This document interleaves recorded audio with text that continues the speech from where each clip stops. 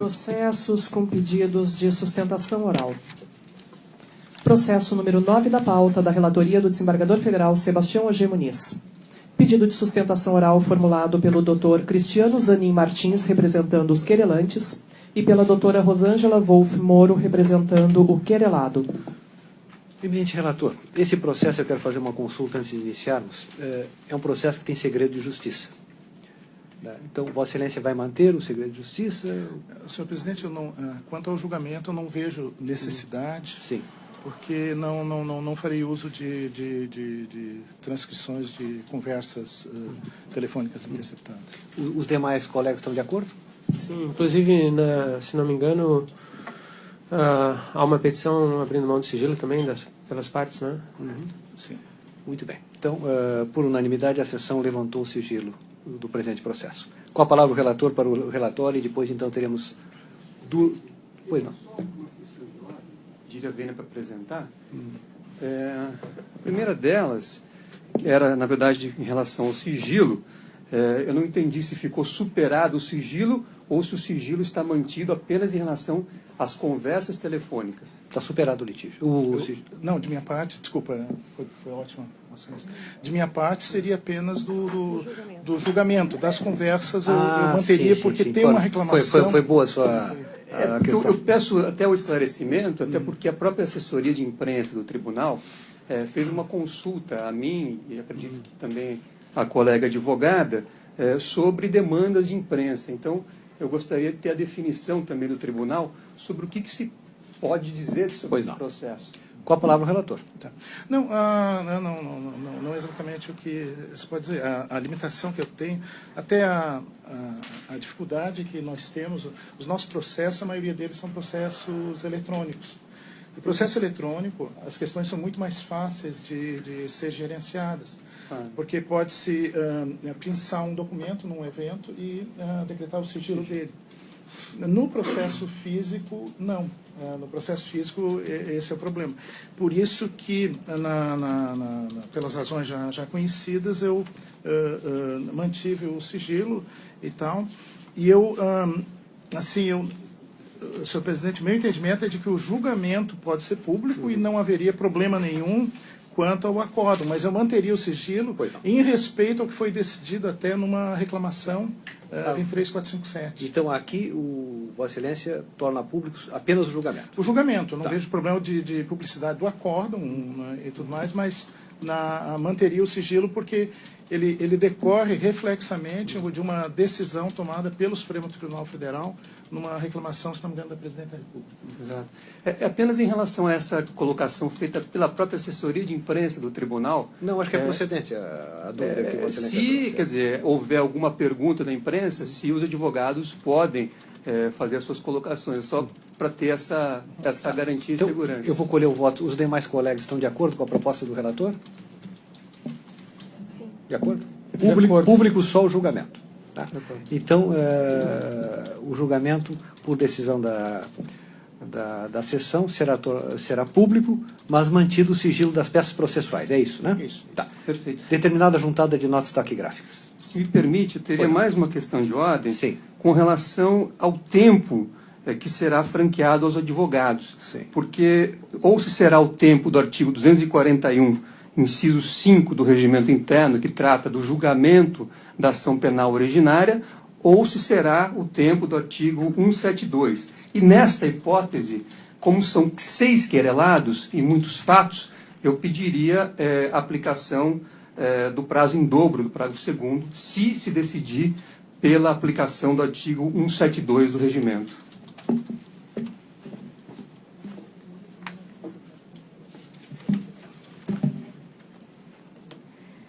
Vossa Excelência representa os 6 querelados. Os 6 querelados. Eu sei que a hipótese está contemplada aqui, mas me parece que, sendo 6 querelados, né, e diversos fatos, eu acho que aqui a situação demanda uma aplicação, um tempo um pouco mais eu vou maior. Vou consultar o eminente relator. Ou, se me permite ainda, Sim. quer dizer, a hipótese do artigo 241, inciso 5, porque se for julgada a ação penal originária, se for esta a hipótese, aí o tempo seria maior, conforme o próprio regimento interno.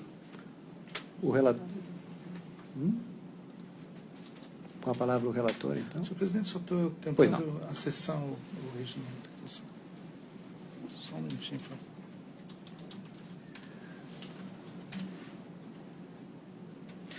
Porque o que eu não consegui acessar... Ah, deixa eu acessei.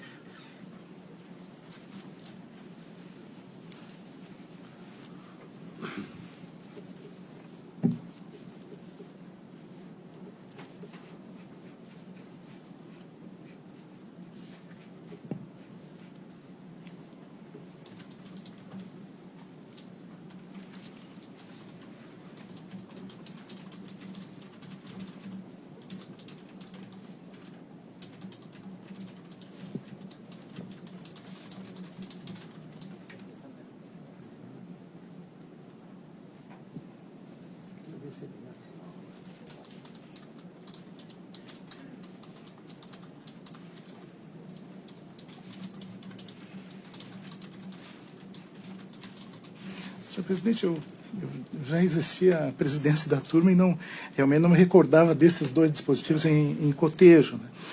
Aqui o que se tem, na verdade, de qualquer maneira, é uma situação de vamos dizer assim, de um grupo de querelantes representados pelo mesmo advogado. Tá? E a deliberação é quanto ao recebimento ou rejeição da denúncia. O artigo 241, então, aí aplicaria o artigo 172, né? Que, na verdade, o tempo é comum, os 15 minutos. O artigo 241, eu não lembro, ele trata das ações penais originárias, exatamente é isso que o ilustre advogado está falando, e aí ele não distingue entre rejeição ou deliberação quanto à rejeição ou recebimento da denúncia ou da queixa-crime e o julgamento em si da ação penal. Então, é uma questão que realmente eu nunca enfrentei. Eu não veria assim, problema na aplicação desse dispositivo, que parece, pelo menos ele está situado mais próximo da questão.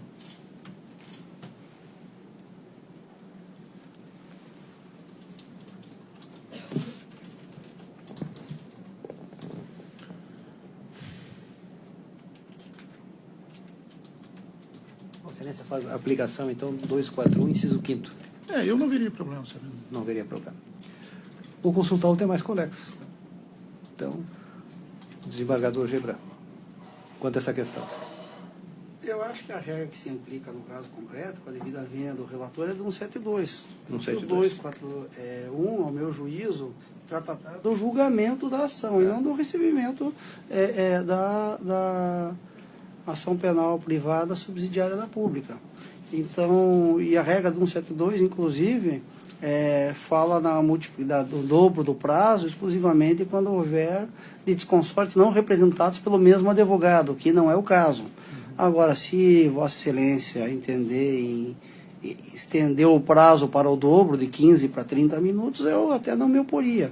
Agora, me parece que não é o caso de ter o prazo de 1 hora para um processo que nós estamos julgando sobre o recebimento ou não de uma queixa-crime, e não julgando o caso propriamente dito. Desembargador Leandro Paulson, desculpe, eu acabei invertendo. Sim, eu gostaria de saber qual é a pretensão do advogado. Quanto tempo o senhor deseja falar? Meia hora seria suficiente. Meia hora seria suficiente. Até meia hora, quer dizer, pode ser que se encerre antes, apenas para poder cadenciar realmente os fatos aqui. Vocês que acham que meia hora, até meia hora seria? Até meia hora, tá. Até meia hora. Os colegas estão de acordo? Senhor presidente, a mim parece que se aplica também o artigo 172 e não o artigo que segue mais adiante no regimento. Não se trata do julgamento da ação penal propriamente. Mas eu concederia essa dilação de prazo, tendo em conta o número de querelantes, não é? Sem problemas de minha parte. Senadora Cláudia? Também de acordo com o desembargador Leandro, mas ponderaria também que se o eminente defensor fizer uso da palavra durante um delongado prazo, 1 hora... Não, seria 30 minutos. Exato. É possível até que percamos os pontos da objetividade e não sei se seria benéfico à própria defesa, né? O meu compromisso é com objetividade, é só por conta dos fatos. Perfeito. Não, nós estamos... Desembargador Vitor Laus, quanto a essa questão? Senhor presidente, o regimento é claro. A regra que incide a hipótese é o artigo 234, parágrafo 1º. Lá está estabelecido que o prazo é de 15 minutos para a sustentação oral. Agora, o fato de existirem outros querelantes, a rigor, como observou Osvaldo Gebran, não se trata da hipótese de litisconsórcios defendidos por diferentes advogados. É um só advogado. Um só advogado que patrocina uma causa comum que, a meu ver, tem exata dimensão dos fatos que são discutidos. A rigor, não há um exercício no patrocínio da defesa. Todavia, até em nome de uma, digamos assim, de uma preservação de qualquer alegação futura, que data vênia, a meu ver, seria improcedente, mas, de qualquer forma, também não me apoio a que nós dobremos esse prazo. Mas o prazo, a rigor, é de 15 minutos. Quanto a essa nota do próprio advogado? E Vossa Excelência tem razão, desembargador Laus, que o preceito é claro do artigo 234, parágrafo 1º. Sim. Então, diante dessas circunstâncias, vamos facultar os 30 minutos ao ilustre advogado? Sim. Então, pode ser? Determinada a juntada de notas taquigráficas, então, Vossa Excelência terá 30 minutos. Tem uma última questão, Pois não. me permita, peço vênia, Pois não. que diz respeito à gravação. Quer dizer, se o tribunal tem a gravação, se está franqueado também as partes, aplicando-se por analogia o Código de Processo Civil, também a gravação do julgamento, até para que se possa, enfim, ter o registro desse julgamento, ou se o tribunal disponibilizaria a gravação. Aí uma questão só... A informação que eu tive aqui da nossa dirigente, diretora de secretaria, a doutora Jaqueline, é que, sendo público o julgamento, está sendo gravado e transmitido. Aí, Tá certo. Então, essa disponibilização do julgamento pode ser feita. perfeito. Perfeito? Está ótimo. Atendido tudo, doutor? Sim, senhor. Então vamos iniciar. Obrigado. Com a palavra o relator para que proceda a leitura do relatório. Presidente, eu renovo os cumprimentos a todos, eminentes pares, Vossa Excelência, eminentes pares, Procuradora da República e eminentes advogados. Trata-se de ação penal privada, subsidiária da ação penal pública, movida por Luiz Inácio Lula da Silva, Marisa Letícia Lula da Silva, Fábio Luiz Lula da Silva, Sandro Luiz Lula da Silva, Luiz Cláudio Lula da Silva e Marcos Cláudio Lula da Silva, em face de Sérgio Fernando Moura, juiz federal, lotado na 13ª Vara da Subseção Judiciária de Curitiba. Na petição inicial, os querelantes imputam ao querelado a prática de condutas que teriam sido perpetradas por meio de decisões referentes à 24ª fase da denominada Operação Lava Jato. Tais condutas consistiriam, em suma, a. na condução coercitiva do primeiro querelante para prestar depoimento. B. Na autorização de busca e apreensão de bens e documentos. C. Nas quebras dos sigilos das comunicações telefônicas dos querelantes e no levantamento do sigilo das conversas telefônicas interceptadas em decorrência dessas quebras.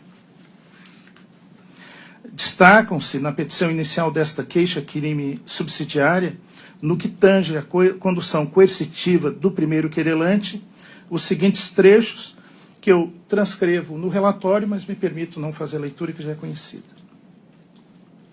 Do mesmo modo, destacam-se na petição inicial desta queixa-crime subsidiária, no que tange a busca e apreensão, os seguintes trechos que eu também transcrevo e deixo de fazer a leitura neste momento. Destacam-se na petição inicial da queixa-crime subsidiária, no que tange a quebra do sigilo das comunicações telefônicas, os seguintes trechos que eu também transcrevo e deixo de fazer a leitura. E destacam-se na petição inicial da queixa-crime subsidiária, no que tange ao levantamento do sigilo das conversas telefônicas interceptadas, os trechos que eu também transcrevo e deixo de fazer a leitura. Digo ainda o seguinte, o trecho da queixa-crime subsidiária que faz a capitulação legal dessas condutas imputadas ao querelado tem o teor que eu transcrevo. O feito foi distribuído, inicialmente, ao gabinete da eminente desembargadora federal Cláudia Cristina Cristofani. Sua Excelência encaminhou os autos ao meu gabinete para análise da prevenção, que foi por mim reconhecida. Em face disso, os autos foram redistribuídos a este gabinete, ao meu gabinete. A seguir, determinou-se a notificação do querelado para oferecer sua resposta no prazo legal. No curso desse prazo, os querelantes apresentaram 2 petições. Na primeira, ao entendimento de que não se justificava a prevenção, foi requerida a redistribuição do feito ao gabinete da eminente desembargadora federal Cláudia Cristina Cristofani. Na segunda, foi requerido o afastamento do segredo de justiça ao argumento de que não havia elementos que o justificassem. A decisão de Folhas reafirmou a prevenção anteriormente reconhecida e indeferiu o pedido de Folhas tal de redistribuição do feito. O querelado apresentou sua resposta e juntou documentos. Destacam-se na petição que veicula sua resposta os trechos que eu transcrevo e que me permito deixar de fazer a respectiva leitura. A decisão de Folhas manteve o segredo de justiça e determinou a intimação dos querelantes para se manifestarem sobre os documentos juntados pelo querelado no prazo de 5 dias. Antes dessa manifestação, os querelantes requereram a decretação da nulidade da intimação de que trata a certidão de Folhas tal e que, conforme fora solicitado na petição inicial, as intimações de seus advogados fossem feitas exclusivamente em nome do advogado Dr. Cristiano Zanin Martins. A decisão de Folhas indeferiu o pedido de decretação da nulidade invocada e acolheu o pedido para que, doravante, as intimações de seus advogados fossem feitas exclusivamente em nome do advogado Dr. Cristiano Zanin Martins. Intimados para se manifestarem acerca dos documentos juntados pelo querelado, os querelantes interpuseram a petição de Folhas, instruídas com cópias de julgados. A seguir, determinou-se a abertura de vista dos autos ao Ministério Público Federal para manifestar-se sobre esta ação penal subsidiária e para prestar informações acerca da notícia crimes mencionada pelos querelantes em sua petição inicial. O parecer do Ministério Público Federal, instruído com documentos, subscrito pela doutora Ana Luísa Chiodelli von Menden, traz a seguinte ementa, que eu também transcrevo e deixo de fazer a leitura. Sobrevindo o óbito da querelante Marisa Letícia Lula da Silva, abriu-se prazo aos seus advogados para a indicação de uma pessoa para prosseguir na queixa-crime subsidiária, em lugar dela, nos termos do artigo 31 do Código de Processo Penal.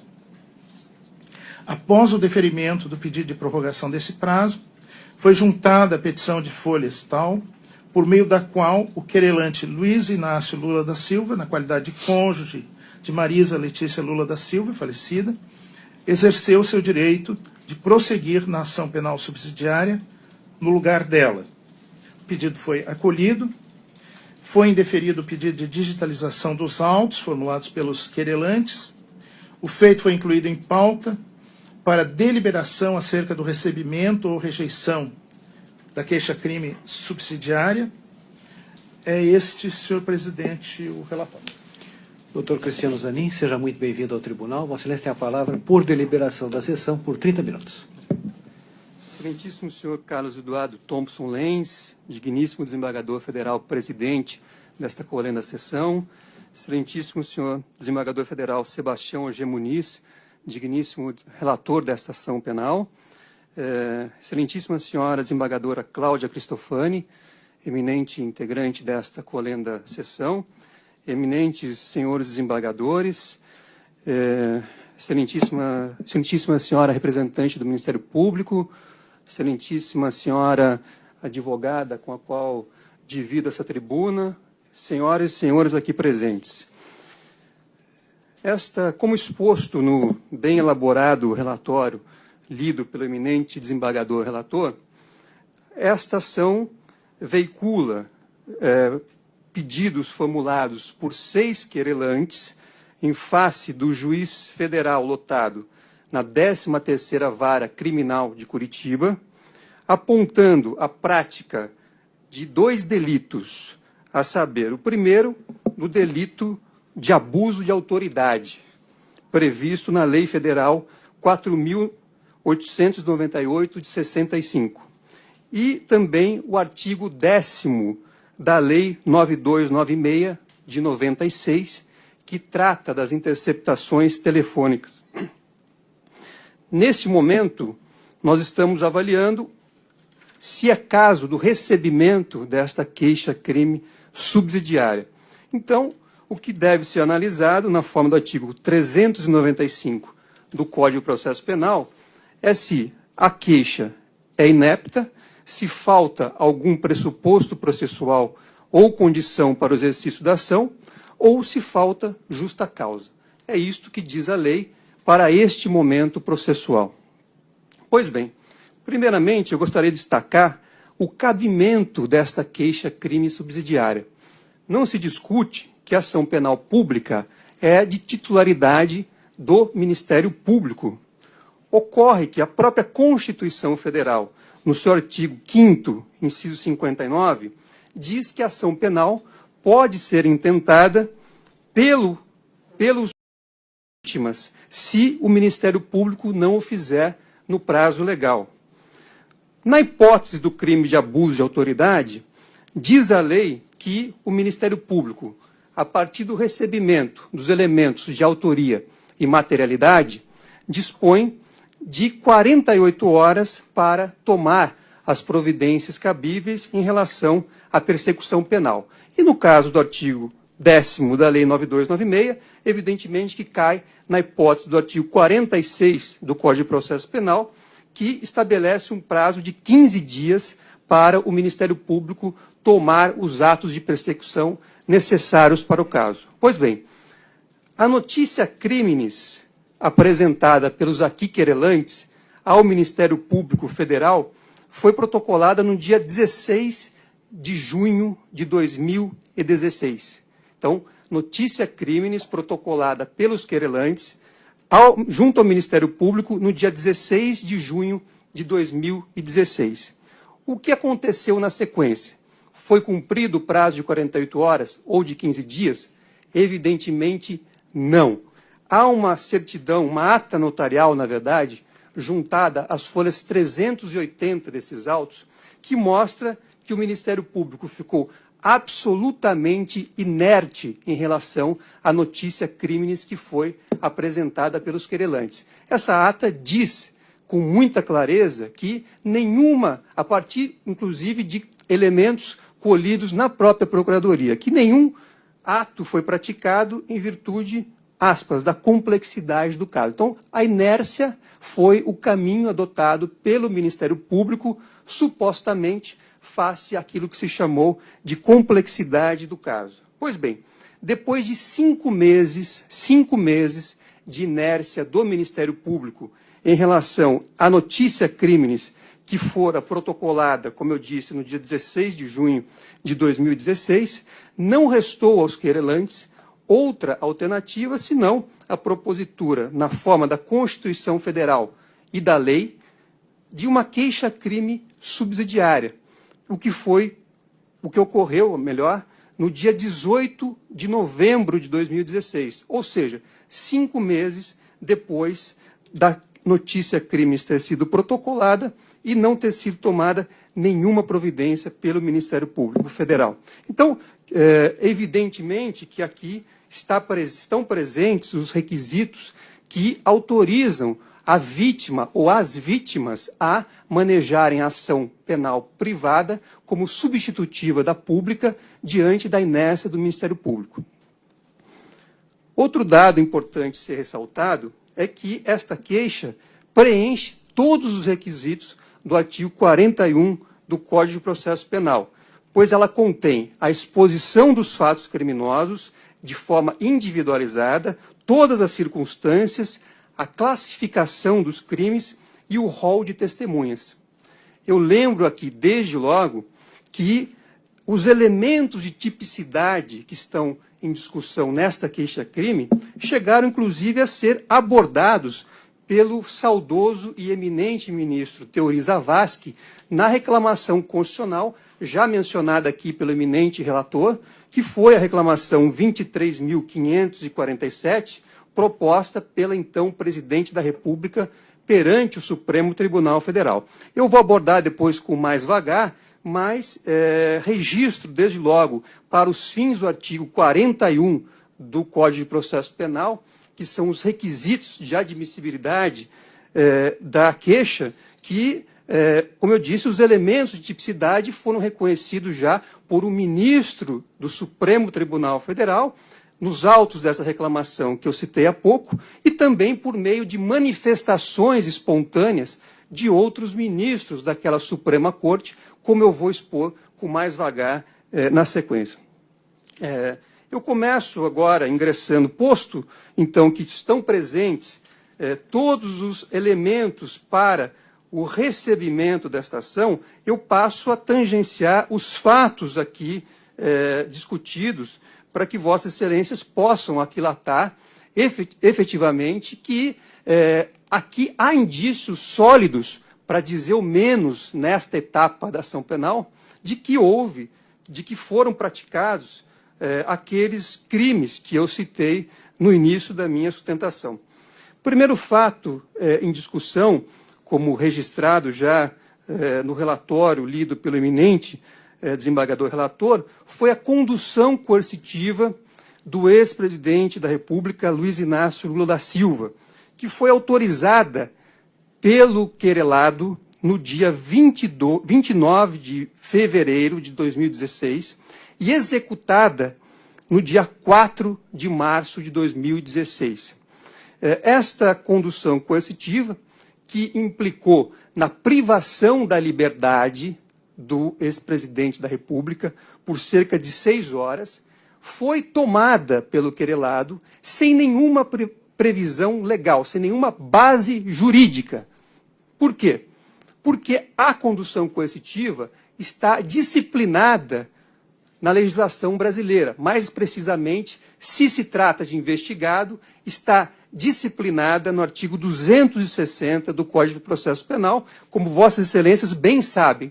E o requisito fundamental para a condução coercitiva é a hipótese do investigado ter sido intimado para depor e não ter comparecido. Então, esta é a hipótese que a lei autoriza que haja condução coercitiva. Aliás, a própria condução coercitiva, a sua existência já é de duvidosa constitucionalidade, uma vez que não se pode impor ao investigado, como é ser disso, a obrigação de depor. Mas eu não vou nem entrar na questão da constitucionalidade do artigo 260 do Código de Processo Penal. Basta aqui, para o caso concreto, esclarecer que o ex-presidente da República jamais deixou de atender uma intimação do querelado, nem de qualquer outro juiz ou autoridade. Ao contrário, todas as intimações que foram a ele dirigidas foram devidamente cumpridas e os depoimentos prestados na forma estabelecida pelas respectivas autoridades. Aqui, em relação ao querelado, não foi diferente. Ele, quando foi intimado para atos processuais, ele compareceu. Agora, nesta situação, o querelado decidiu, ao arrepio completo da lei, impor ao primeiro querelante a condução coercitiva sem que tenha ocorrido qualquer resistência ou desatendimento a uma intimação para depor. E o que aconteceu? Foi realmente, como todos sabem, um verdadeiro espetáculo midiático. Já na madrugada do dia 4, alguns órgãos de comunicação já davam sinais concretos, inclusive nas redes sociais, de terem conhecimento daquela medida e faziam publicações com sinais subliminares do que iria acontecer naquele dia 4 de março. O ex-presidente da República foi tirado à força da sua casa por um exército de policiais, todos fardados com roupas talvez que não seriam sequer cabíveis para esse tipo de diligência, e levaram o ex-presidente para o aeroporto de Congonhas, em São Paulo. Vossas Excelências provavelmente conhecem o aeroporto de Congonhas, mas trata-se de um dos mais movimentados aeroportos do país, e ele foi levado especificamente para um salão com paredes todas de vidro, para que lá prestasse o seu depoimento.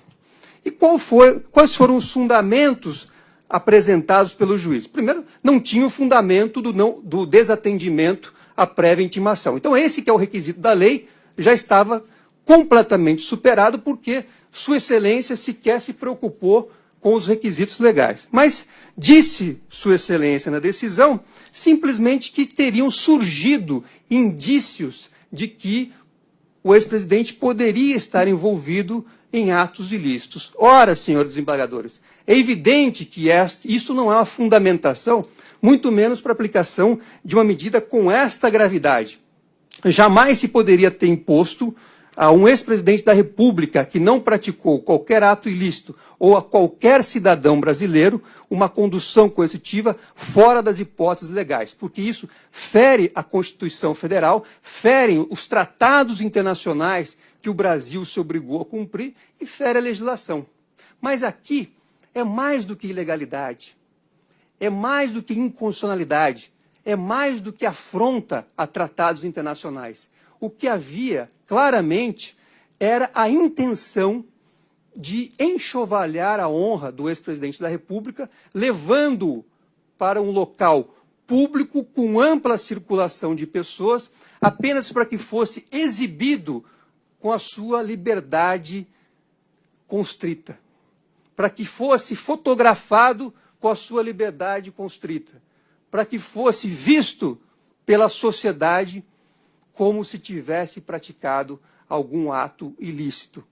É evidente que a somatória da falta de elementos jurídicos para a decretação da medida, somada ao fato de que órgãos da imprensa já sabiam dessa medida, e isso está comprovado nos autos, e ainda ao fato dele ter sido levado a um aeroporto, um dos aeroportos de maior circulação do país, para prestar depoimento, deixa claro, inequivocamente, que a intenção era enxovalhar a sua honra, como eu já disse, era impor a ele uma humilhação, era deixá-lo ser fotografado como efetivamente ocorreu.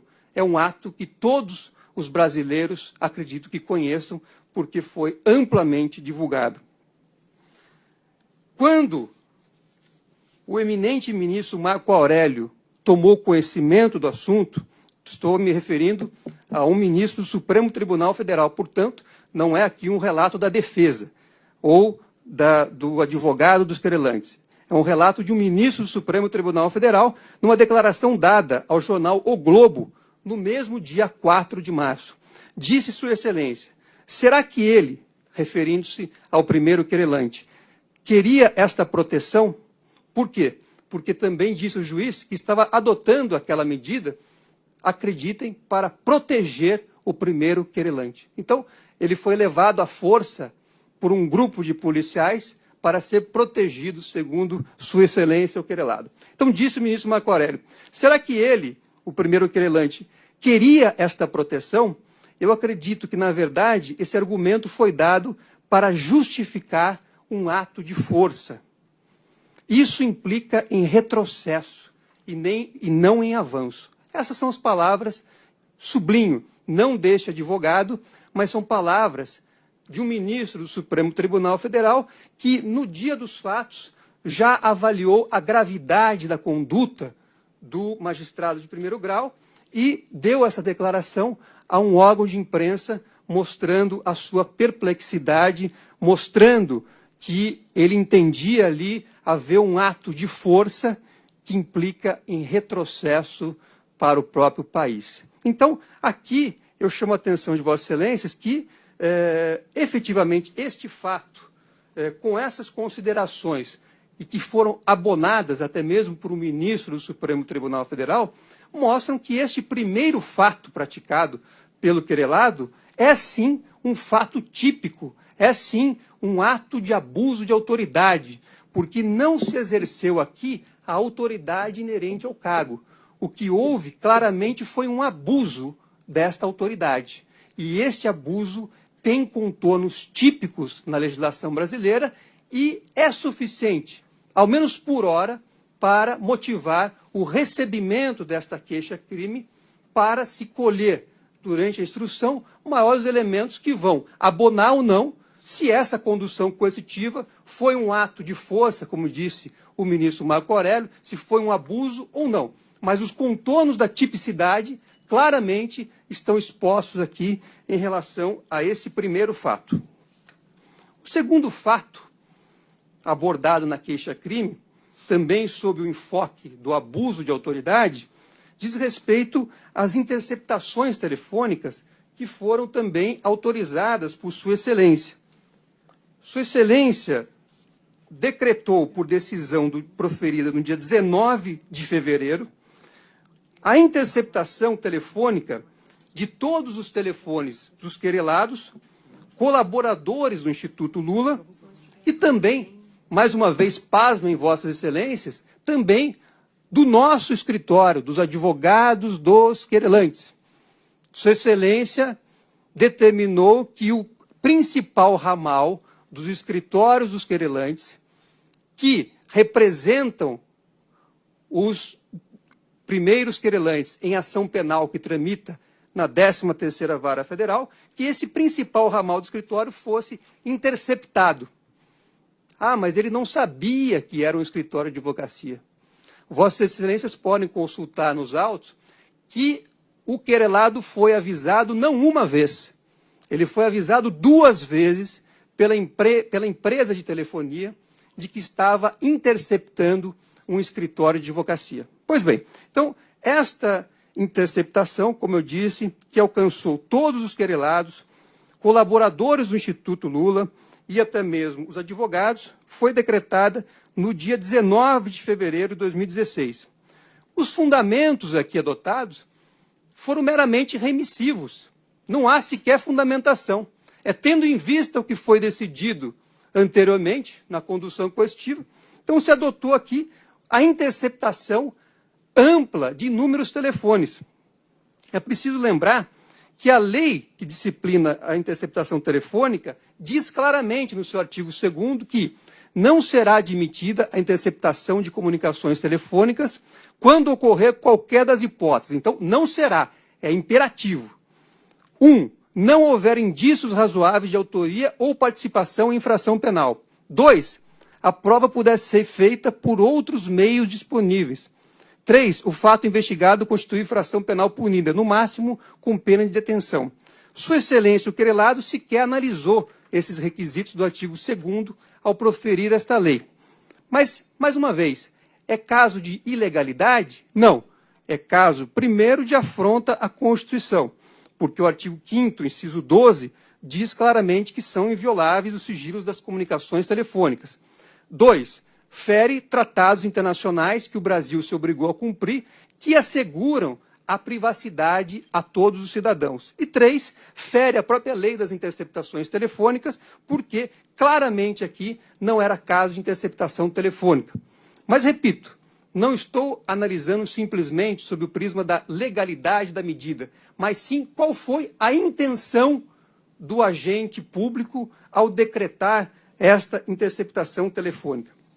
Pois bem, peço vênia para ler aqui um trecho da decisão liminar proferida pelo ministro, saudoso ministro Teori Zavascki, que já foi desta Casa de Justiça, nos autos da já citada reclamação 23.457, no qual, ao analisar a decisão de interceptação telefônica, Sua Excelência, o ministro, disse: teve decisão de deferimento de 19 de fevereiro de 2006 e sucessivos atos confirmatórios e significantemente ampliativos em 20 de fevereiro, 26 de fevereiro, 29 de fevereiro, 3 de março, 4 de março e 7 de março. Aí continua o ministro, sempre com motivação meramente remissiva, tornando praticamente impossível o controle, mesmo a posteriori, de interceptações de um sem número de ramais telefônicos. Então, essa análise não é deste advogado, essa análise é do saudoso ministro Teori Zavascki, que coloca aqui de uma forma muito clara que aquilo não é um ato simplesmente de interceptação telefônica ou de equívoco na aplicação da lei. Era um ato claramente intencional de se fazer uma devassa em relação ao primeiro querelado e a todas as pessoas a ele relacionados. Isso, inclusive, consta da própria decisão, que a interceptação deveria alcançar pessoas relacionadas ao ex-presidente. Então, não havia aqui uma intenção de se fazer uma interceptação para fins de investigação penal e muito menos para se descobrir ou investigar um delito sem que houvesse a possibilidade de recorrer a outro meio. O que havia, sim, era a intenção deliberada de se invadir a privacidade do ex-presidente. Sucede ainda a questão do levantamento do sigilo. Então, não bastasse a decretação do sigilo, aí, na sequência, vem o levantamento do sigilo. Bom, esse levantamento, em primeiro lugar, afronta a Constituição Federal, afronta, como eu disse, os tratados internacionais que o Brasil se obrigou a cumprir, afronta a lei das interceptações telefônicas, que garante claramente, no seu artigo 8º, o sigilo do material proveniente de interceptação, diz no artigo 9º que as conversas interceptadas que não servirem para as investigações devem ser destruídas, e diz no artigo 10 que é crime divulgar material proveniente de interceptação. Pois bem, Sua Excelência não só divulgou o conteúdo das conversas interceptadas, inclusive conversas que não tinham absolutamente nada a ver com a própria investigação. Lembro, Vossas Excelências, provavelmente Vossas Excelências devem, assim como todos aqui presentes, terem assistido na televisão uma conversa lamentavelmente gravada da segunda querelante, a lamentavelmente falecida Dona Marisa, que conversava com o seu filho, uma conversa privada, mantida com o filho, divulgada em rede nacional pelo querelado. Então, até mesmo telefonemas que não tinham absolutamente nada a ver com as investigações foram divulgadas. Não foi só. Ele também divulgou uma conversa que foi captada sem autorização judicial. Por quê? Porque às 11h12 havia sido interrompida a ordem judicial de interceptação. Só que ele gravou uma conversa do primeiro querelante com a então presidente da República, fato público notório também, às 13h32. E mais do que isso, divulgou a conversa. E quando que ocorreu essa divulgação? Coincidentemente, e eu grifo a palavra aqui, coincidentemente, no dia em que o primeiro querelante foi nomeado ministro de Estado. Então eu pergunto a Vossas Excelências, este ato aqui, ilegal, inconstitucional, tinha por objetivo algum favorecimento às investigações ou era um ato político? Era um ato que buscava resultados políticos numa nomeação política feita naquela data? Não pode haver dúvida de que a motivação era política e não jurídica. Diz, mais uma vez, Sua Excelência, o ministro Teori Zavascki, na já referida reclamação. O sigilo foi levantado incontinente, sem nenhuma das cautelas exigidas em lei.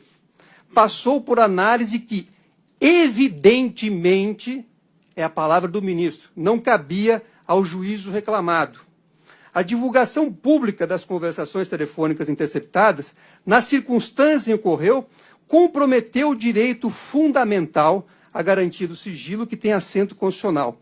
São irreversíveis os efeitos práticos decorrentes da indevida divulgação das conversas telefônicas interceptadas. Disse o ministro Marco Aurélio, também analisando fora dos autos, mas como um cidadão que teve conhecimento desses fatos, ao Portal 21. Ele não é o único juiz do país e deve atuar como todo juiz. Agora, se houve essa divulgação por terceiro de sigilo telefônica, isso é crime, está na lei. Então, disse o ministro Marco Aurélio, isso é crime, está na lei. Ele simplesmente deixou de lado a lei. Isso está escancarado. Não se avança culturalmente atropelando a ordem jurídica, principalmente a constitucional.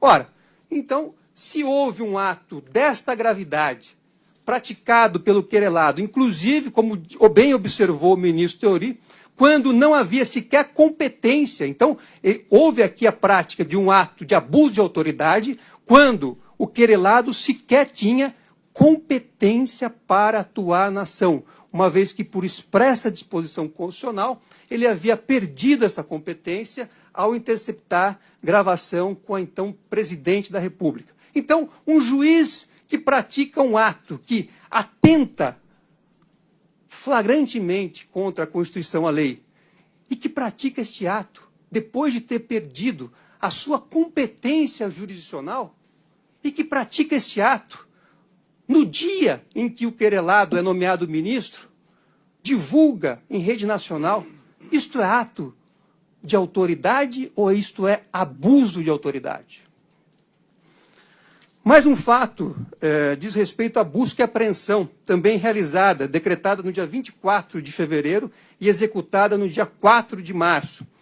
Todos os querelados, tanto o ex-presidente, sua esposa, como todos os filhos, tiveram as casas invadidas por autorização do juiz querelado.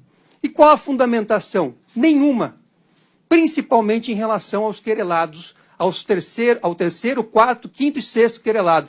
Onde está a fundamentação para promover a busca e apreensão na casa dos filhos do ex-presidente da República apenas porque são filhos de ex-presidente da República? Onde está essa fundamentação? Isso é abuso, claro.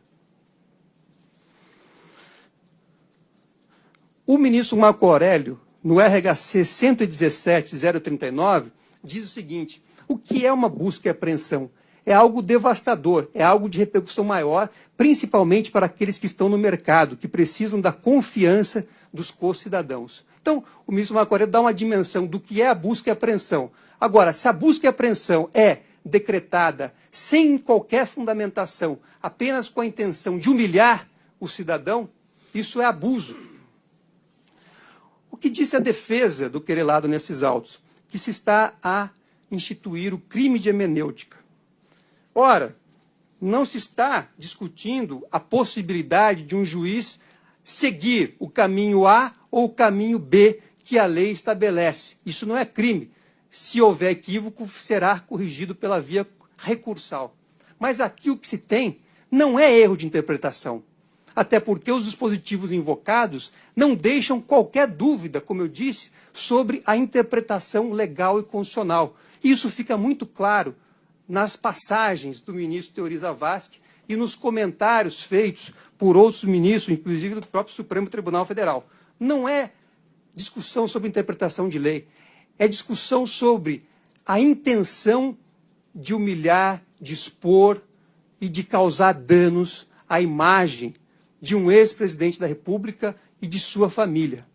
E esta não é uma hipótese de exercício de autoridade, é uma hipótese de abuso de autoridade. Ninguém pode estar acima da lei. O que se quer, na verdade, com essa afirmação de crime de hermenêutica, é que um juiz que praticou atos com essa gravidade esteja fora do alcance legal. E se isto ocorrer, é melhor declarar revogada a lei de abuso de autoridade. Porque se este caso não se enquadrar, não se subsumir na lei de abuso de autoridade, é melhor que Vossas Excelências, com a máxima vênia, declarem que a lei está revogada. Para finalizar, nos meus 30 minutos, eu gostaria de fazer trazer a Vossa Excelência uma citação de Rui Barbosa, que foi bastante invocado pela defesa do querelado. Disse Rui Barbosa: a justiça cega para um dos dois lados não é justiça. Cumpre que enxergue igual à direita e à esquerda. E com essas palavras eu peço a Vossas Excelências que, satisfeitos todos os requisitos legais, que seja recebida e processada esta queixa-crime para posterior julgamento por esta colenda Corte. Muito obrigado.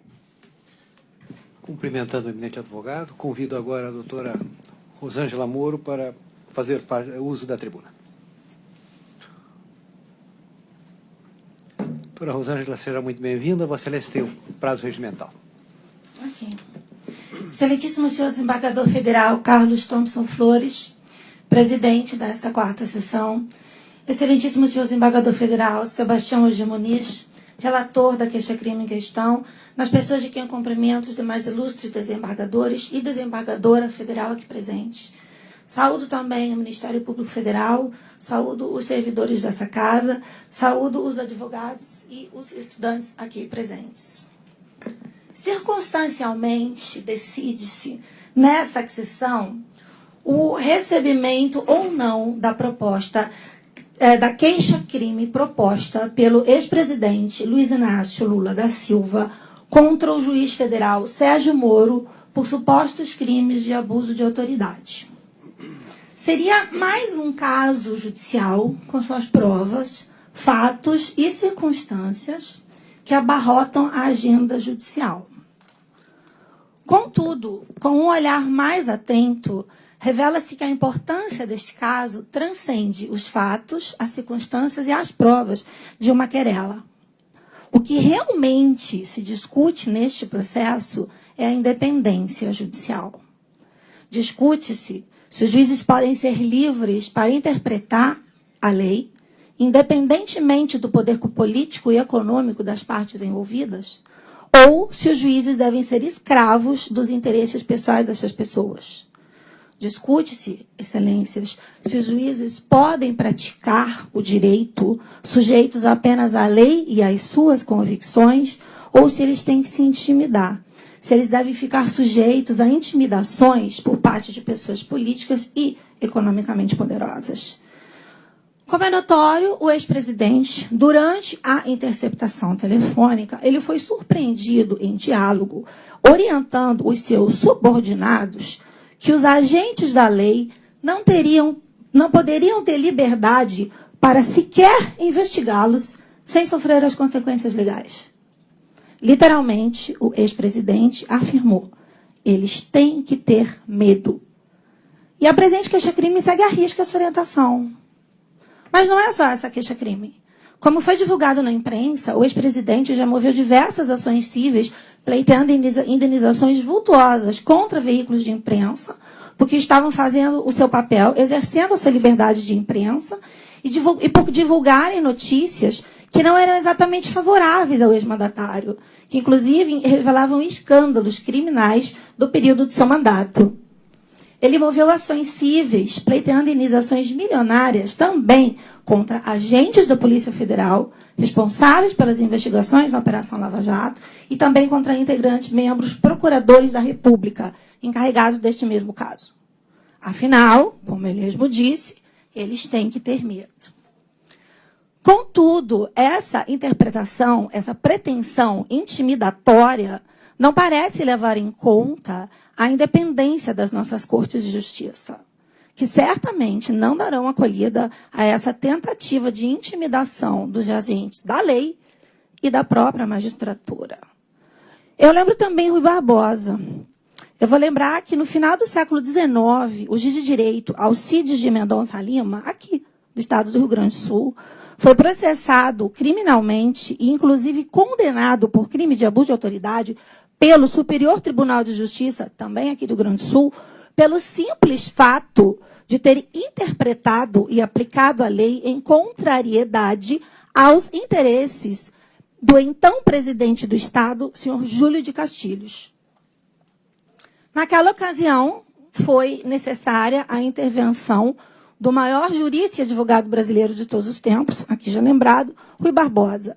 Ele interveio ao Supremo Tribunal Federal, através da revisão criminal do número 215, e ele conseguiu que essa decisão fosse revertida.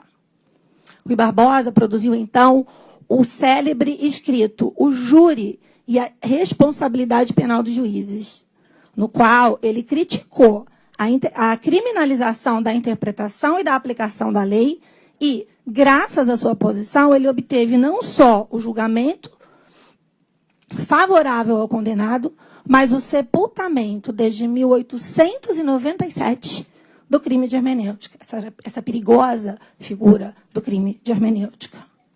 E esse fato é um dos pilares sobre o qual se constitui a magistratura. Passado mais de centenas de anos, o ex-presidente e seus advogados buscam, com a presente queixa-crime, ressuscitar essa construção e vulnerar a independência do poder judiciário e da magistratura em si, porque, afinal, eles têm que ter medo. Então, com efeito, essa queixa-crime busca exclusivamente responsabilizar o magistrado pelo legítimo exercício da sua jurisdição e pela interpretação dos textos legais que ele adotou ao proferir as suas decisões. Não há, excelências nos autos, qualquer indicativo ou prova de que o magistrado tenha agido movido por ódio, rancor, afeição, interesse pessoal, interesse político ou partidário, quem quer que seja. Não há nos autos nenhuma prova nesse sentido. O fato é que os querelantes não admitem sequer que o ex-presidente e os demais querelantes sejam objeto de investigação. Esses argumentos seriam suficientes até aqui para a rejeição dessa queixa-crime. Confia-se que essa acolhendo a Corte de Apelação não vai ceder a essa tentativa de intimidação. Os atos imputados já foram objetos de análise em outros processos, já tiveram decisão de mérito afirmando que são condutas atípicas, e sobre eles, então, já se operou a coisa julgada. E também não se pode falar em omissão ministerial, porque o pedido de arquivamento dos autos, inclusive, foi feito pelo Ministério Público Federal. Mas eu vou além nessa defesa e eu vou prosseguir com a análise dos atos judiciais em espécie praticados pelo magistrado e inquinados de atos criminosos. Condução coercitiva. Inquina-se de criminosa a condução coercitiva determinada pelo querelado em 29 de fevereiro de 2016. A decisão, juntada ao processo a que se refere, está amplamente fundamentada. Vossas Excelências bem sabem que condução coercitiva não é o mesmo que prisão. E o ex-presidente não se tornou um preso político por ter sido conduzido a prestar depoimento na sede da Polícia Federal por algumas horas. Consta nessa decisão atacada, e como depois foi explicado pelo magistrado no julgamento das exceções de suspeição, que havia um justo receio do Ministério Público e da Polícia Federal de que as diligências de busca e apreensão autorizadas para os endereços residenciais e profissionais do ex-presidente poderiam ser turbadas por ações dele, através da convocação de militantes partidários, caso não fossem tomadas as devidas cautelas. Assim, o magistrado optou, a pedido do Ministério Público Federal, por determinar a condução coercitiva. Não só para tomar o depoimento do então investigado sobre os fatos em apuração, mas também para prevenir a tomada de medida que por ele poderiam colocar em risco não só a diligência de busca e apreensão, mas também a segurança de terceiros. Pode-se, eventualmente, sim, discordar dessa decisão judicial, mas inquiná-la como de criminosa é um verdadeiro disparate. Com relação a esse ato, este egrégio Tribunal Regional Federal já se pronunciou, no sentido de que o ato em questão não se constitui crime. Antes da apresentação desta queixa-crime, já havia sido encaminhada à Procuradoria Regional da República da 4ª Região uma notícia-crime rotulando a condução coercitiva como crime de abuso de autoridade. A Procuradoria, então, apresentou a promoção de arquivamento perante esta Corte, que, por unanimidade dos votos dessa 4ª sessão, acolheu. Isso ocorreu em 14 de abril de 2016. E qual o fundamento? Que o ato judicial era atípico, ou seja, não configurava crime de abuso de autoridade ou de qualquer outro. E isso ocorreu nos autos 50, 15, 10, 9, 58, 2016, 404, 0000. Como o arquivamento dispôs sobre o mérito da demanda, operou-se a coisa julgada. Além disso, tendo havido a promoção do Ministério Público da Procuradoria Regional da República da 4ª Região, a promoção de arquivamento, não se pode falar em omissão ministerial. Falta também, por esse motivo, o pressuposto de cabimento para o recebimento dessa queixa-crime. Interceptação telefônica. Inquina-se também de criminosa a decisão judicial que autorizou a interceptação telefônica do ex-presidente e associados e da decisão que posteriormente determinou o levantamento do sigilo sobre o seu resultado. A decisão de deferimento de interceptação telefônica e a decisão de sigilo, do levantamento do sigilo da interceptação, atendeu, igualmente, a requerimento do Ministério Público Federal. As decisões estão também longamente fundamentadas nos autos em que foram proferidas. E, ao contrário do que vulgarmente se afirma, não houve invalidação da recepção, da interceptação. Na reclamação citada, 23457, o eminente e saudoso ministro Teori Zavascki invalidou apenas o diálogo interceptado após a decisão judicial, na qual foi determinada a cessação da interceptação. Houve, sim, interceptação de alguns diálogos de advogados do ex-presidente, mas isso com autorização judicial expressa, tendo em vista que o advogado era investigado. Aliás, no momento, o advogado já tinha sido denunciado criminalmente. Portanto, a alegação de que foram interceptadas dezenas de advogados não é a realidade que consta dos autos. Estão presentes os diálogos somente do advogado investigado. Não houve também, como se alega, desculpe, divulgação de diálogos privados. Vou pedir licença.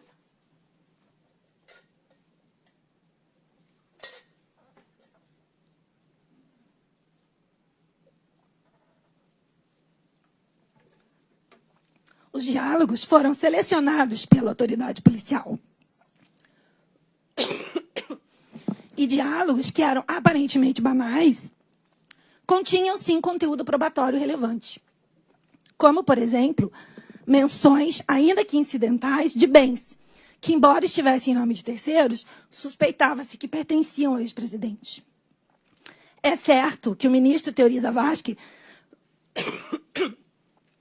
na decisão datada de 13 de junho, na reclamação 23457, quando ele concedeu a liminar para avocar o processo de interceptação, ele usou, sim, palavras duras contra o magistrado.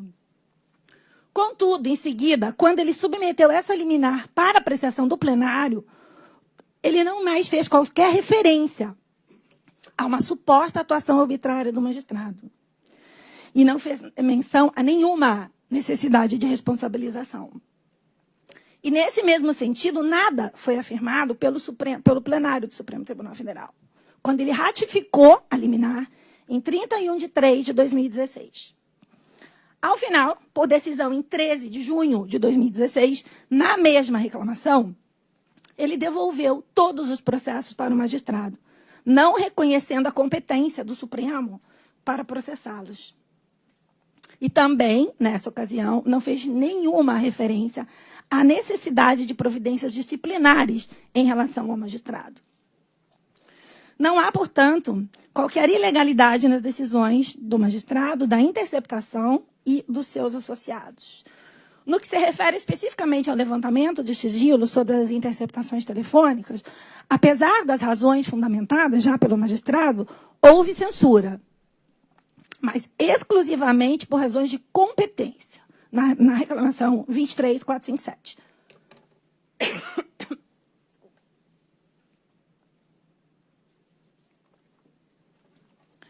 Não obstante, a Suprema Corte devolveu efetivamente processos relativos ao ex-presidente, não reconhecendo a competência do Supremo Tribunal Federal para processá-lo.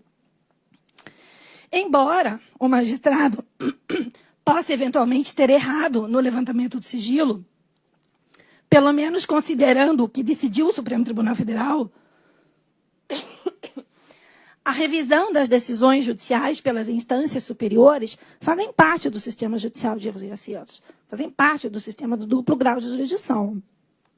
E a revisão pontual de uma decisão proferida pelo magistrado não torna o magistrado criminoso por ter tido a sua decisão reformada. Esse egrégio Tribunal Regional da 4ª Região também já se pronunciou sobre esses atos judiciais de interceptação e de levantamento, no sentido de que eles não constituem crimes. Lembro novamente que foi encaminhada à Procuradoria Regional da República da 4ª Região uma notícia-crime, na qual a interceptação e o levantamento do sigilo foram qualificados como abuso de autoridade ou como crime do artigo 10 da Lei 9296. E o que a Procuradoria fez? Apresentou promoção de arquivamento. E o que a sessão fez? Acolheu o arquivamento por unanimidade de votos na sessão do dia 14 de abril de 2016. Fundamento, novamente, ato judicial atípico. Então, com isso, novamente, aconteceu a coisa julgada e não há que se falar, por óbvio, em omissão do Ministério Público Federal. Então, além dos atos em questão revestirem-se de ilegalidade, salvo na interpretação do Supremo quanto ao prematuro levantamento do sigilo, essa Corte já pronunciou sobre esses atos. E, por último, a busca e apreensão.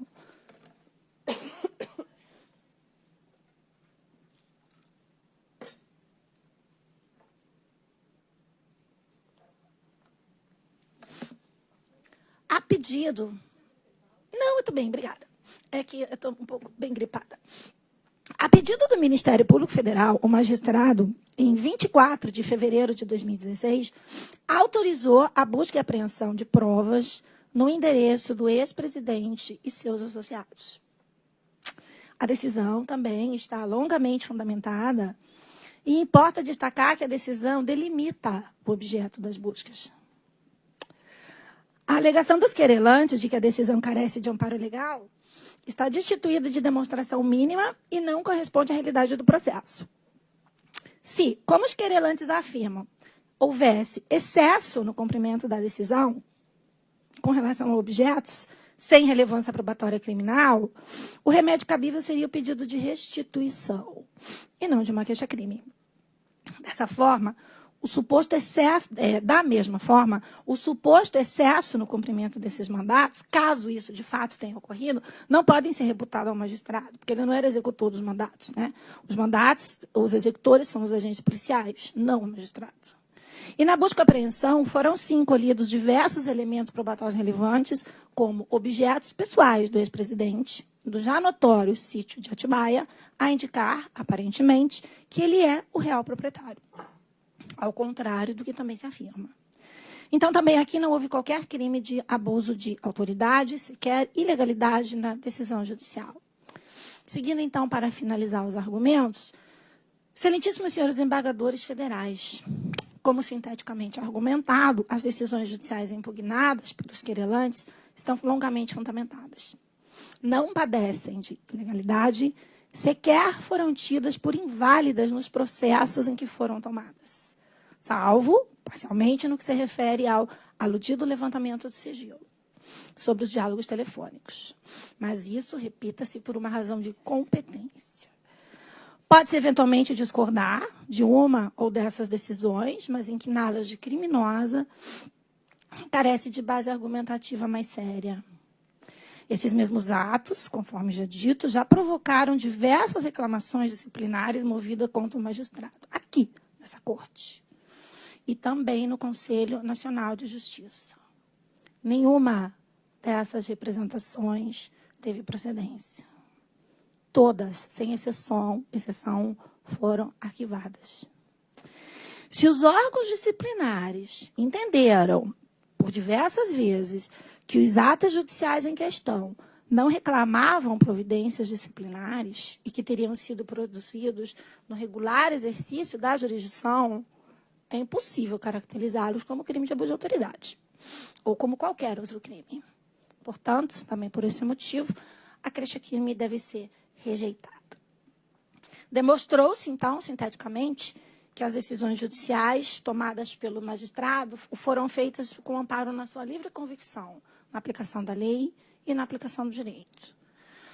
Apesar das maledicências querelantes, não há nenhum elemento minimamente objetivo que possa comprovar a tomada das decisões movidas por um rancor, por um interesse político, por um interesse partidário, por afeição, sei lá, qualquer pessoa que seja envolvida no processo.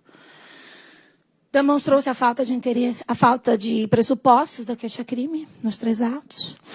Demonstrou-se que não houve omissão do Ministério Público Federal. Então, forçou-se concluir que a presente queixa-crime é de todo inviável. E essa egrégia Corte de Justiça terá a oportunidade não só de rejeitá-la, mas também de reafirmar o julgado da herança, com o julgado, a herança estabelecida entre nós por Rui Barbosa e pelo Supremo Tribunal Federal, em 1897. Criminalizar a hermenêutica é sujeitar a independência dos juízes a interesses pessoais. Tem-se a confiança que esse egrégio Tribunal Federal não dará acolhida a essa tentativa de intimidação da magistratura. Pede-se, portanto, e com o devido respeito, a rejeição desta queixa-crime. E, para finalizar, permitam-me também ler uma epígrafe constante na referida defesa imortal de Rui Barbosa, na revisão criminal 215. Não é só a defesa de um magistrado que, neste rápido improviso, se empreende, mas a de 2 elementos que, no seio das nações modernas, constituem a alma e o nervo da liberdade: o júri e a independência da magistratura. Eu agradeço a atenção dos senhores. Muito obrigada. Cumprimentando Vossa Excelência, passo a palavra ao Ministério Público Federal. Boa tarde a todos, senhores magistrados, advogados, servidores e estudantes aqui presentes. O Ministério Público já apresentou um parecer escrito, manifestação escrita com relação a este caso, ora em análise, do que me cumpre fazer alguns destaques pela relevância, inclusive, do que foi dito aqui da tribuna pelos nobres defensores. Como foi amplamente referido, são 3 fatos que ensejaram esta queixa-crime, e eles se resumem à determinação da condução coercitiva, a autorização da interceptação telefônica, do levantamento do sigilo e a autorização da busca e apreensão. Pois bem, foi dito pelo ilustre advogado que o Ministério Público Federal teria o prazo para promover os atos de persecução. No entanto, o Ministério Público Federal também, dentro de sua atuação, tem o poder-dever de promover o arquivamento quando não existem os elementos suficientes para a persecução. Com relação aos primeiros itens, que constam já aqui do parecer de uma forma bem clara, a condução coercitiva e a interceptação telefônica, o Ministério Público, pela Procuradoria Regional da 4ª Região, que é competente para oficiar em processos criminais relativos a magistrados federais de primeira instância, como é o caso, promoveu o pedido de arquivamento com relação a esses 2 fatos perante esta egrégia corte. Esta egrégia corte, por sua vez, acolheu esses pedidos de arquivamento, como foi já referido antes, e decidiu manter o arquivamento proposto pelo Ministério Público. Sendo assim, essas 2 questões estão acobertadas pela coisa julgada. Elas não merecem a renovação da discussão do mérito, justamente porque um tribunal competente já se manifestou acerca de todas as questões, entendendo que não há crime.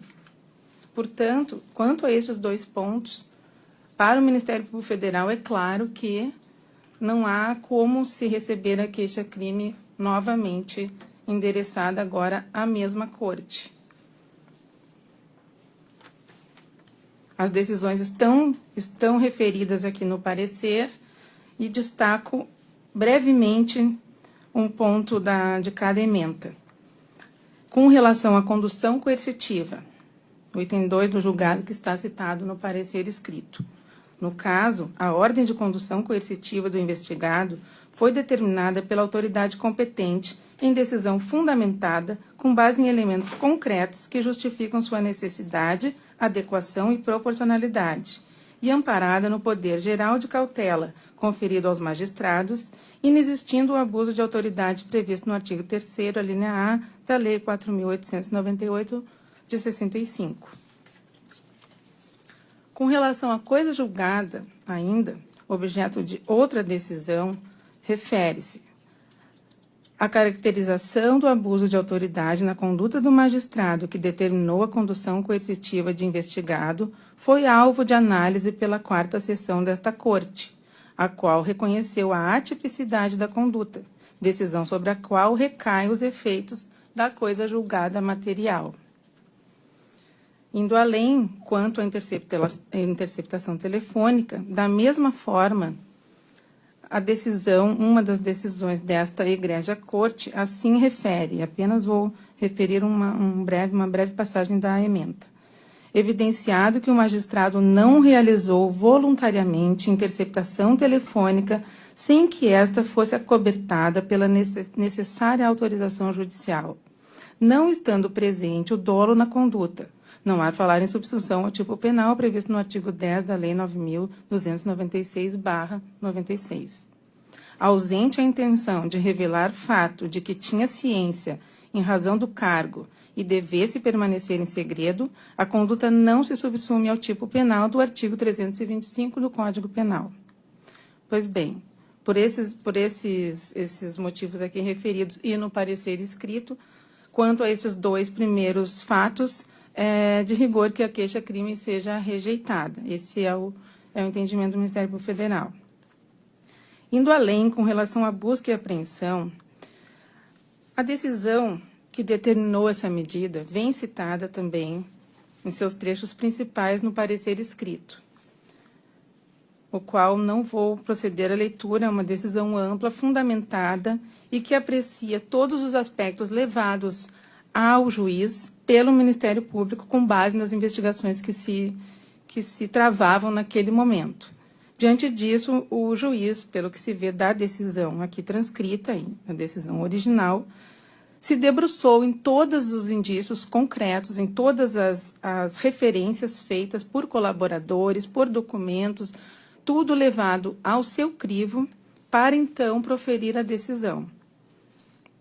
Esta decisão está transcrita aqui, como eu referi, e não em nenhum momento transborda do poder-dever também do que dispõe o magistrado para apreciar esses indícios de prova e, assim, promover a medida cabível a pedido do órgão ministerial.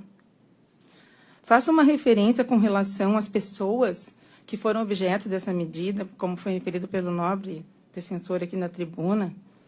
Apenas uma observação, a busca não se dirigiu à condição de filho do ex-presidente, mas sim à condição de sócio de empresas envolvidas, citadas nesses indícios que foram levados ao crivo do magistrado.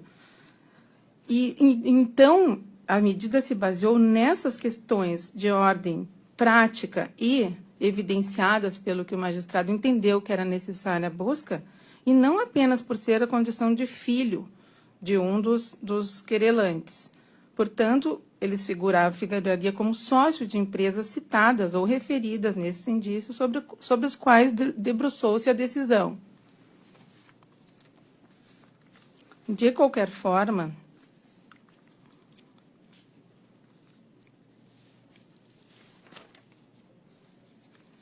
a conduta comunicada não encontra adequação típica como abuso de autoridade.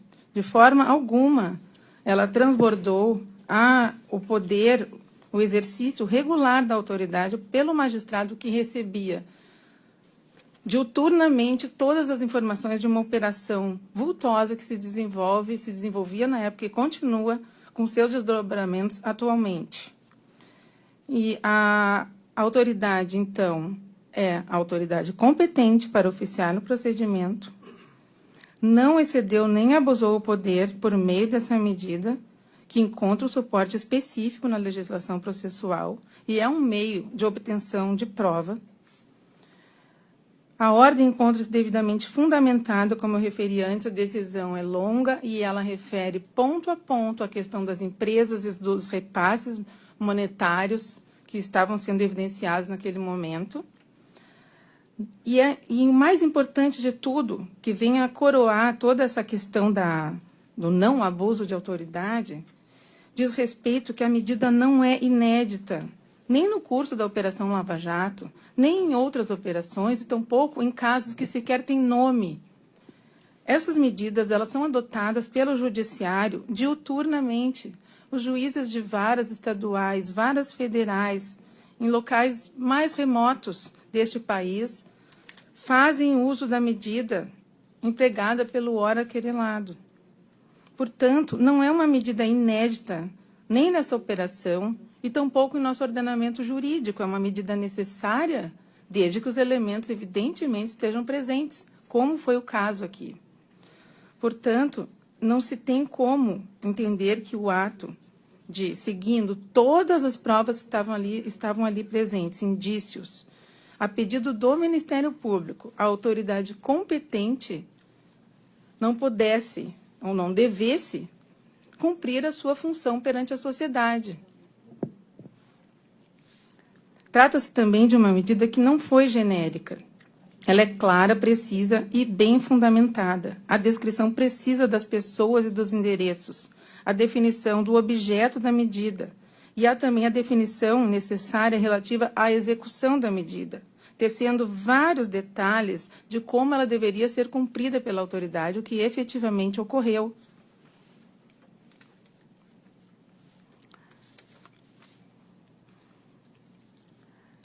Excelências, a inversão dos valores buscando transformar a atuação jurisdicional em conduta criminosa não pode ter valor numa sociedade democrática, em que um dos pilares é justamente um poder judiciário independente, de que tanto a sociedade anseia e que felizmente conquistou. Isso é uma garantia da nossa sociedade, é uma garantia de cada uma das pessoas, inclusive dos próprios investigados, que o judiciário continue e permaneça sempre independente e autônomo, não sujeito a pressões. A atuação do juiz ora querelado em nada destoa de outras tantas medidas semelhantes adotadas em varas estaduais e federais, país afora. É uma medida usual, corriqueira, aplicada diuturnamente pela Justiça brasileira, em diversos casos e com relação a diversos investigados, por vários tipos de crimes. Ademais, no âmbito da Operação Lava Jato, vem sendo uma medida das mais utilizadas, e isso em relação aos investigados em geral, seguindo um padrão regular de atividade jurisdicional cabível nos casos concretos que se apresentam, inclusive com base nos requerimentos formulados partidos da Polícia Federal e pelo Ministério Público Federal, amparados pela legislação em vigor. Portanto, impõe-se a rejeição da queixa-crime por atipicidade flagrante da conduta do querelado, que de forma alguma abusou do seu poder, neste caso concreto. Esta é a manifestação do Ministério Público Federal. Pois não, de fato. Os ofendidos, aqui querelantes, apresentaram uma única notícia crimes, que foi a Procuradoria-Geral da República, no dia 16 de junho de 2016. E por quê? Porque uma das pessoas envolvidas era, então, o presidente da República. E há nos autos, como eu disse, a certidão de folhas 380, que mostra o andamento dessa notícia crimes, ou a falta de andamento. Muito obrigado. Pois não.